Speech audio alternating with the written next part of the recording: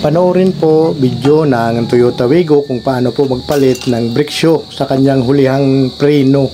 Kaya Sir Jenor Gilas, shoutout po sa iyo at ito na po yung video. Mga kapulpog, sana po ay makuhanan nyo po ng ideya, sana po ay makatulong po sa inyo. Pasensya na po, basic na upload lang po ito, pero sana makapulutan ng ideya. Maraming salamat, panoorin nyo na lang po. Mga kapulpog, kung sa tingin nyo po na makakuhanan po ng ideya at makakatulong po sa mga gustong mag-DIY, pasuyo naman po, pa-share naman po. Maraming salamat po sa inyong lahat sa patuloy na suporta. God bless po. Maraming salamat po ulit. Sa pagbabalik po nito, ikabit muna yung handbrake cable dito sa handbrake lever sa brake shoe at ipasok muna yung adjuster. Adjust mo ng papasok at saka ilagay yung brake shoe, lagyan ng lock spring. At pag nalagyan na po ng lock spring, dito naman po ay unahin na muna natin ilagay yung kanyang return spring bago rito sa kanyang adjuster.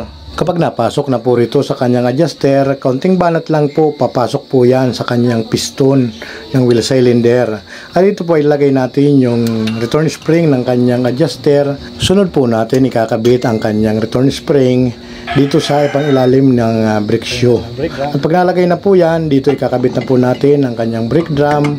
At ito po makikita po ninyo, saktong-sakto lang po siya. Sana po kapulutan ng ideya. Maraming salamat mga kapulpog.